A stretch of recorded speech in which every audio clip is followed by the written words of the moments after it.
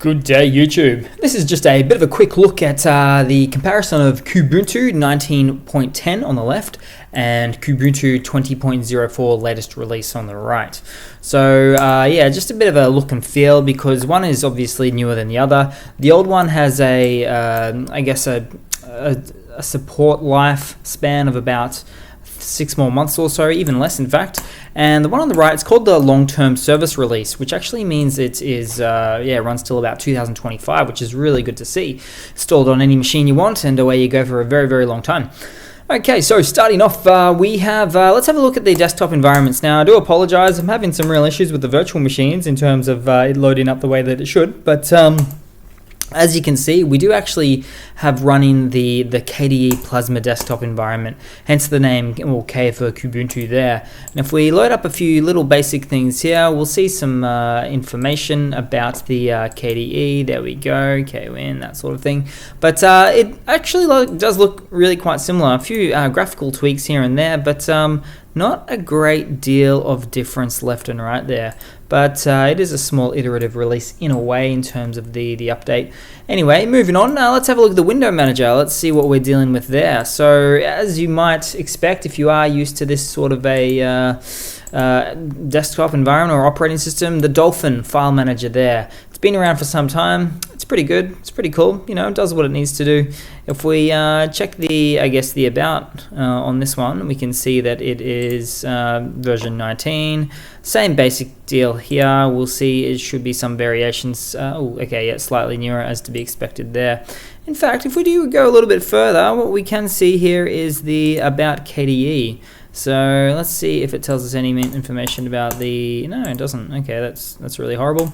But that's neither here nor there. Moving on, one thing that's always new with a new release is the kernel that they're going to use. Always, most of the time at least, there anyway. And you can see it is running the latest kernel release there, the 5.4.x, which means newer hardware, newer CPU, newer RAM, newer GPUs. It supports the newer hardware, long story short there, amongst other things here and there.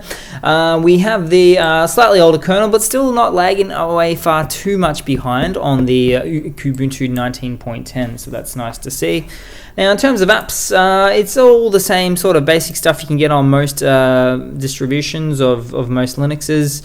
Everything that you would expect to see. If we were to jump to the Office utilities, we'll see Libre on the left and Libre on the right. Yeah, so you can download whatever you want, so I don't too much get into that sort of thing there.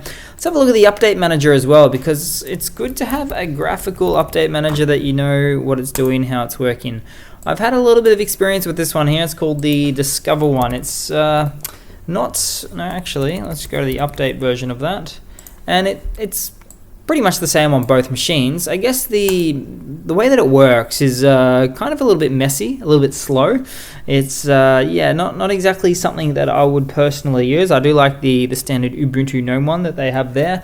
This one just seems to be slow, not in terms of downloading, but yes, downloads as well. They seem to be linear, really linear in nature, but also the speed at which it installs updates, kind of unusually slow. But I won't get into that. It's neither here nor there. I'm not a pro on Kubuntu by any means, but it's always good to have a bit of a look here. So in terms of look and feel, overall, it is roughly the same. It's newer. It's supported for a hell of a lot longer, so that is another reason why I might recommend it there.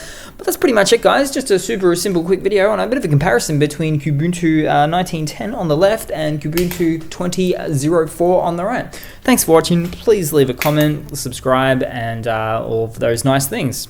Cheers again.